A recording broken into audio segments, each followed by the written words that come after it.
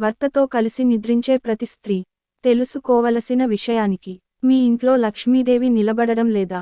మీ ఇంట్లో సుఖశాంతులు అనేవి లేవా? ఏ పని మొదలుపెట్టినా ఆ పనులు పూర్తి.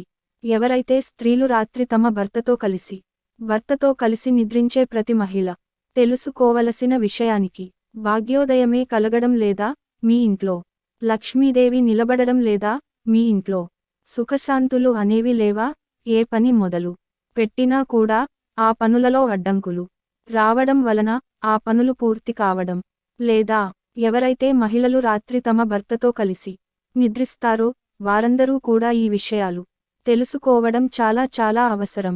అలాగే ఎవరైతే భార్యలు తమ భర్తలపై ఎప్పుడూ కూడా కోపాన్ని చూపిస్తూ ఉంటారో, కోపంతో వారి భర్త దగ్గర నిద్రించరో వారందరూ కూడా ఈ వీడియోని చివరి వరకు ఎక్కడ స్కిప్ చేయకుండా చూడండి. ఈ వీడియో మీ అందరికీ తప్పకుండా ఉపయోగపడుతుందని మేము ఆశిస్తున్నాము. ఒక ఊరిలో పేదవాడైన సేటు నివసిస్తూ ఉన్నాడు.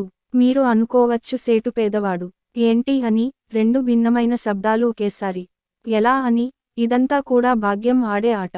ప్రతి వ్యక్తి జీవితంలోనూ ఎత్తుపల్లాలు సుఖదుఃఖాలు అనేవి వస్తూనే ఉంటాయి. అదే విధంగా సాయిరాం అనే సేటుకు కూడా ఒకానొక సమయంలో కష్టాలు వచ్చాయి. తను ఒక సమయంలో చాలా ధనవంతుడు. తను చాలా దానధర్మాలు చేసేవాడు. అలాగే చాలా పుణ్యాలను కూడా చేస్తున్నాడు. సమయం మారిపోయింది. తను మెల్లిమెల్లిగా తన ధనాన్ని అంతా కూడా కోల్పోయాడు. మెల్లిమెల్లిగా సెటుని జనాలు చెడ్డవాడుగా పిలవడం ప్రారంభించారు. కానీ మంచి కర్మల యొక్క ఫలితం మనిషికి ఏదో ఒక సమయంలో తప్పకుండా లభిస్తుంది అని అనడంలో ఎటువంటి సందేహం లేదు.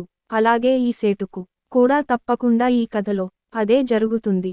ఏ ఊరిలో అయితే సేటు నివసిస్తున్నాడో అక్కడ ఒకసారి రాజుగారు దండోరాని వేయించారు. ఎవరైతే మంచి పనులు చేస్తారో ఆ మంచి పనులను అన్నీ కూడా రాజుగారికి చెప్పినట్లయితే వారి మనసుకి ఏమి కావాలంటే అవి తీసుకుని వెళ్ళవచ్చు అని దండోరా వేయించారు. ఆ దండోరాని ఆ సేటు భార్య విన్నది. సేటు భార్య చాలా సంతోషించింది. ఎందుకంటే తనకు తెలుసు వారికి మంచి రోజులు నడుస్తున్నప్పుడు చాలా పుణ్యాలను సేటు చేశాడు. అలాగే ఆ దండోరా గురించి భార్య సేటుతో చెప్పింది. అది విన్న ఆ సేటు చాలా సంతోషించాడు. అలా అయితే మనకి చాలా అధిక మొత్తంలో మూల్యం లభిస్తుంది. ఎందుకంటే మనం చేసిన మంచి కర్మలు చాలానే ఉన్నాయి అని అనుకున్నారు. మరుసటి రోజు ఉదయాన్నే ఆ సేటు 4 రొట్టెలను మూటకట్టుకొని రాజుగారి భవనం వైపుగా వెళుతున్నాడు. రాజుగారి మహాల్ చాలా దూరంలో ఉంది. సగం దూరం వెళ్ళేసరికి సేటుకి చాలా ఆకలి వేసింది. నీరసించిపోయాడు. సేటు ఒక చెట్టు నీడలో కూర్చుని విశ్రాంతి తీసుకుంటున్నాడు. ఆకలిగా ఉండటంతో తనతో తెచ్చుకున్న రొట్టెలు తను తిందామని అనుకునేసరికి తన ఎదురుగా ఒక ఆవు వచ్చి తన పిల్లలతో కలిసి అక్కడ నిలుచుని ఉంది. ఆవు ఆకలితో ఉంది. అది సేటుకి అర్థమైంది. గతంలో సేటు దగ్గర చాలా ఆవులు ఉండేవి. అందువల్లనే ఆవులు గురించి సేటుకి అన్ని విషయాలు కూడా బాగా తెలుసు. సేటు పరిస్థితి ఇప్పుడు బాలేదు. కానీ సెటు యొక్క స్వభావం ఏమాత్రం కూడా మారలేదు. తన మొదటి నుండే పరోపకారం కలిగిన వ్యక్తి. అందువల్లనే తనకి ఆవుపై దయ కలిగింది. తను తెచ్చుకున్న రొట్టెల నుండి 2 రొట్టెలను ఆవుకి పెట్టాడు. ఒక్క క్షణంలో 2 రొట్టెలను ఆవు తినేసింది. అప్పుడు ఆ సేటు మనసులో విచారం కలిగింది. చాలా ఆకలితో ఉన్నట్లుగా ఉంది.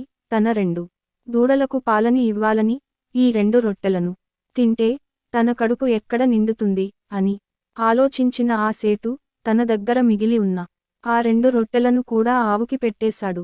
రాజుగారు తన దర్బార్లో సేటుని తన పేరు చెప్పమని అడిగాడు. తను చేసిన మంచి కర్మల గురించి చెప్పమని అడిగాడు. అప్పుడు సేటు రాజుగారికి నమస్కరించాడు.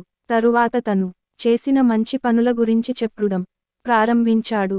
ఆ సేటు ఇలా అన్నాడు, నేను చాలా మంది ఆకలితో ఉన్నవాళ్లకి ఆహారాన్ని పెట్టాను. చాలా మందికి దానాలు చేశాను. చాలా తీర్థయాత్రలకు వెళ్ళాను. చాలా మంది సాధువులకు సేవ చేశాను. అలా చాలా మంచి పనులు చెప్పిన తర్వాత సేటు ఇలా అన్నాడు, ఇవి నేను చేసిన అన్ని మంచి పనులు. వీటన్నిటికీ బదులుగా మీరు నాకు ఏదైనా ఇవ్వాలనుకుంటున్నారో అది కొంచెం ఇవ్వండి అని అంటాడు. కొంచెంసేపు ఆలోచించిన తర్వాత రాజు ఇలా అన్నాడు, ఇంకా నువ్వు చేసిన మంచి పనులు ఏమైనా ఉంటే అవి చెప్పు. ఇప్పటివరకు నువ్వు ఏమైతే చెప్పావో అవన్నీ కూడా నాకు మంచి కర్మలులాగా అనిపించడం లేదు అని అంటాడు. రాజుగారు అన్న మాట విని చాలా ఆశ్చర్యం కలిగింది సేటుకి.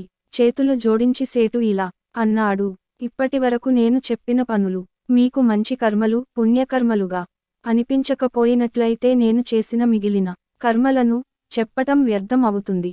నాకు సెలవు ఇవ్వండి, నేను తిరిగి వెళ్ళిపోతాను అని ఆ సేటు రాజమహల్ వదిలేసి వెళ్ళిపోతున్నాడు. ఇంతలో రాజుగారి దర్బారులో ఉన్న ఒక వ్యక్తి రాజుగారితో ఒక విషయాన్ని చెప్పాడు. అది విన్న రాజుగారు ఆ సేటును మళ్ళీ వెనక్కి పిలిచాడు. ఈరోజు నువ్వు చేసిన మంచి పనులు గురించి నాకు ఎందుకు చెప్పలేదు అని సేటుని అడిగాడు. అప్పుడు సేటు, నేను ఈరోజు ఏ మంచి పనిని కూడా చేయలేదు, నేను మీకు ఏ విధంగా చెప్తాను అని అంటాడు. రాజుగారు ఆ దర్బార్లో ఉన్న వ్యక్తిని జరిగిందంతా కూడా చెప్పమని చెప్పాడు. రాజావారు, నేను ఏ విధంగా అయితే మీకు ఇందాక చెప్పానో నేను అదే ఊర్లో నివసిస్తూ ఉంటాను. ఎక్కడైతే ఈ సేటు విశ్రాంతి తీసుకోవడానికి కూర్చున్నాడో అక్కడ తన దగ్గర ఉన్న మొత్తం ఆహారాన్ని కూడా ఆవుకి తినిపించాడు. తను ఏమీ తినకుండా కేవలం నీటిని మాత్రమే తాగి ఆకలితో ఉండిపోయాడు. అప్పుడు సేటుకు అర్థమైంది రాజవారు ఏ విషయానికి గురించి మాట్లాడుతున్నారో అని. అప్పుడు సేటు ఇలా అన్నాడు, జంతువులకు ఆహారం పెట్టడం ఏ విధంగా పుణ్యం అవుతుంది, ఆ విషయాన్ని నేను ఎప్పుడో మర్చిపోయాను. అప్పుడు రాజుగారు సేటుతో ఇలా అన్నారు, మా ఆస్థానంలో ఉన్న మహాత్ములైన గురువులు చెప్పిన అనుసారము ప్రకారం నేను కూడా ఈ పనులనే పుణ్యకర్మలుగా నమ్ముతున్నాను. ఆ పనులను చేసేటప్పుడు ఎవరైతే నిస్వార్థ భావంతో చేస్తారో ఇంకా అన్నిటికంటే గొప్ప విషయానికి ఏమిటంటే మంచి పనిని చేసిన తర్వాత దాన్ని మర్చిపోవడం, అదే కారణం. నువ్వు ఈరోజు ఏ పనిని చేశావో అదే ఇప్పటి వరకు నువ్వు చేసిన అన్ని పనుల కన్నా ఉత్తమమైనది, సర్వశ్రేష్టమైనది కూడా. అందువల్లనే నేను ఇచ్చే బహుమతికి నువ్వు అర్హుడవు. తర్వాత రాజుగారు సేటుకి తన దగ్గర ఒక గొప్ప పదవిని ఇచ్చాడు. సేటు కూడా చాలా సంతోషించాడు. తను వెంటనే వెళ్లి తన భార్యతో చెప్పుకున్నాడు, ఈరోజు నాకు రాజుగారు చాలా గొప్ప బహుమతి ఇచ్చారు, అలాగే నాకు గొప్ప పదవిని కూడా ఇచ్చారు. అది విన్న భార్య చాలా సంతోషించింది. ఆ సేటు సేవకుడిగా రాజుగారి దగ్గరే ప్రారంభించాడు. రాజుగారు ఆ సేటుపై చాలా ఎక్కువగా నమ్మకాన్ని పెంచుకున్నాడు. ఎందుకంటే రాజుగారికి తెలుసు సేటు చాలా బాధ్యతాయుతమైన వ్యక్తి అని. ఎప్పుడూ కూడా అబద్ధాన్ని చెప్పేవాడు కాదు, మోసం చేసేవాడు కాదు. దర్బార్లో ఎటువంటి ముఖ్యమైన కార్యక్రమం జరిగినా కూడా అవన్నీ కూడా సేటుతోనే చెబుతూ ఉండేవాడు రాజుగారు. ఆ పనులన్నింటినీ కూడా సేటు దగ్గరే ఉండి చాలా బాధ్యతతో చేయిస్తూ ఉండేవాడు. ఒకసారి రాజుగారు తన మహాల్ కూర్చుని ఉన్నాడు. అక్కడికి అదే సమయంలో ఒక సిపాయి వచ్చి రాజుగారితో ఇలా అన్నాడు, అయ్యా, మిమ్మల్ని కలవడానికి ఒక సాధువు వచ్చాడు అని చెప్పాడు. అప్పుడు రాజుగారు ఆదేశాన్ని ఇచ్చారు, వారిని గౌరవపూర్వకంగా నా దగ్గరకు తీసుకురమ్మని చెప్పాడు. సిపాయి బయటకు వెళ్లి ఆ సాధువుని గౌరవపూర్వకంగా లోపలికి తీసుకుని వచ్చారు. రాజుగారు ఆ సాధువుని గురువుగా తన మహల్ లో ఉండమని చెప్పారు. అప్పుడు ఆ సాధువు రాజుగారితో ఇలా చెప్పాడు, రాజా, నేను మీరు చేసే సేవా భావాలను చూసి చాలా సంతోషం అయ్యాను. అందువల్ల నేను మీకు ఒక విషయాన్ని చెప్పాలి అని అనుకుంటున్నాను. మీ జీవితంలో ఈ విషయాన్ని పాటించినట్లయితే మీకు అన్ని శుభ ఫలితాలే కలుగుతాయి అని చెప్పాడు. ప్రతి పురుషుడు కూడా ఈ విషయాన్ని ఎప్పుడూ గుర్తించుకోవాలి. ఏ పురుషుడైనా సరే తన భార్యతో ఎప్పుడు కూడా మంచి సంబంధాలను ఉంచుకోవాలి. ఎవరికైతే భార్య భర్తల మధ్యలో ప్రేమ ఉండదో, గొడవలు జరుగుతూ ఉంటాయో, మీరు తప్పకుండా ఆ పరిస్థితుల్లో మార్పులు తెచ్చుకోవాలి. ఎందుకంటే భార్య భర్తలు మధ్య గొడవలు కారణంగా ఆ ఇంట్లో పేదరికం ఇంకా దౌర్భాగ్యం నివాసం ఉంటాయి. అందువల్లనే భార్య భర్తల మధ్యలో స్నేహభావం, ప్రేమభావం ఉండడం చాలా అవసరం. ప్రతి పురుషుడు కూడా ఈ విషయాన్ని గుర్తుంచుకోవాలి. ఎప్పుడు కూడా అలాగే ఎవరూ కూడా తన భార్యలపై కోపాన్ని చూపించి దూరంగా ఉంచకూడదు. మీరు ఈ విధంగా చేసినట్లయితే భార్య హృదయంలో ఆమె చాలా దుఃఖపడుతుంది. భార్య అంటే ఆ ఇంటి లక్ష్మిగా మన పురాణాల్లో చెప్పడం జరిగింది. అలాంటి లక్ష్మి దుఃఖపడినట్లయితే ఆ ఇంట్లో సుఖశాంతులు లేకుండా, అలాగే ధనధాన్యాలు పతనానికి ప్రారంభమవుతుంది. ఆ ఇంటికి పేదరికం వస్తుంది. ప్రతి భార్య భర్తలు కూడా ఇద్దరూ ఎప్పుడూ కూడా ఒకే చోట నిద్రించాలి, కలిసి కాపురం చేయాలి. ఎందుకంటే ఒకే చోట నిద్రించడం వలన ఇంట్లో ధనము వైభవం అనేవి పెరుగుతూ వస్తాయి. ఎందుకంటే దానివల్ల లక్ష్మీ అమ్మవారు ప్రసన్నం చెందుతుంది. ఎప్పుడైతే ఆ ఇంటి లక్ష్మి ప్రసన్నంగా ఉంటుందో అప్పుడు లక్ష్మీదేవి వెంటనే ప్రసన్నత చెంది ఆ ఇంట్లో సుఖశాంతులను నింపుతుంది. ఆ మాటలు చెప్పి సాధువు రాజ్ మహల్ నుండి వెళ్ళిపోతాడు. కొన్ని రోజుల తర్వాత ఆ రాజు గారికి రాణితో గొడవ జరుగుతుంది. వారిద్దరి మధ్య దూరం పెరుగుతుంది. రాజు రాణి ఇద్దరు కూడా విడివిడిగా ఉండడం ప్రారంభిస్తారు. రాణి తన గదిలో నిద్రిస్తూ ఉంటుంది. రాజుగారు ఒంటరిగా తన గదిలో నిద్రిస్తూ ఉండేవాడు. కాని రాణి ప్రతి రాత్రి కూడా రాజు గారిని చూడడం కోసం ఆయన గదిలోకి వెళుతూ ఉండేది. ఆ రాజ్ మహల్లోని ఒక వ్యక్తి వేషాన్ని మార్చుకుని సిపాయి రూపంలో ఆ రాజ్ మహల్లో నివసిస్తూ ఉండేవాడు. ఎందుకంటే అతడు వేరే దేశగూఢచారి. ఈ సమాచారాన్ని ఆ దేశానికి అందించడం కోసమే ఆ వ్యక్తి మారువేషంలో అక్కడ ఉండేవాడు. ఆ వ్యక్తికి అర్థమైంది ఇక్కడ రాజు రాణికి మధ్య గొడవ జరుగుతుంది అని. ఆ వ్యక్తి దానివలన లాభాన్ని పొందాలని అనుకున్నాడు. రాజుగారిని చంపి మొత్తం రాజ్యాన్ని అంతా కూడా దోచుకోవాలనుకున్నాడు. ఒక రాత్రి అతడు రాజుగారిని చంపడం కోసం ఇంకా కొంతమంది సిపాయిలతో కలిసి రాజుగారి గదిలోకి వెళ్తాడు. ఎందుకంటే రాజుగారు తన గదిలో ఒంటరిగా నిద్రపోతున్నాడు. రాజుగారితో ఆయన రాణి కూడా లేదు. ఆ గూఢచారి రాజుగారి గదిలోకి వెళ్తాడు.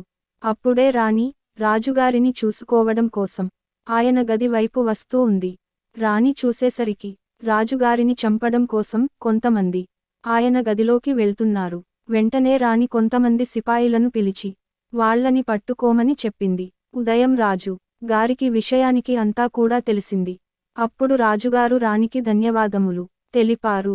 అప్పుడు రాజుగారికి సాధువు చెప్పిన మాటలు గుర్తుకొచ్చాయి. ఎప్పుడూ కూడా భార్య భర్తలు ఒకే చోట కలిసి ఉండాలి. దానివలన మీ ఇంట్లో ధన ధాన్యాలు అనేవి పెరుగుతూ వస్తాయి. అలాగే అందరికీ భాగ్యం కూడా మంచిగా ఉంటుంది. సరైన సమయంలో నా రాణి వారిని పట్టుకోక పోయినట్లయితే నా ప్రాణము ధనము రాజ్యము అన్నిటినీ కూడా కోల్మోయేవాడిని కదా. నిజంగా ఇంటికి మహిళ అనేది లక్ష్మీ స్వరూపమే. అందువలన ఆ లక్ష్మిని ఎప్పుడు కూడా సంతోషంగా ఉంచాలి. ఏ భార్య అయితే తన భర్తతో కలిసి నిద్రిస్తుందో ఆ భార్య ఎప్పుడూ కూడా సంతోషంగా ఉంటుంది. అమ్మవారి కృపతో ఆ ఇంట్లో ధన ధాన్యాలతో పాటు సుఖసంతోషాలు అన్నీ కూడా అభివృద్ధి చెందుతాయి. ఫ్రెండ్స్, ఈ వీడియో గనుక మీకు నచ్చినట్లయితే ప్లీజ్ లైక్ చేసి మీ ఫ్రెండ్స్కి షేర్ చేయండి. అలాగే మా కొత్త వీడియోస్ మీకు వెంటనే చేరాలంటే మన ఛానల్ని సబ్స్క్రైబ్ చేసుకొని పక్కనే ఉన్నటువంటి బెల్ ఐకాన్ని ప్రెస్ చేయండి. ధన్యవాదములు.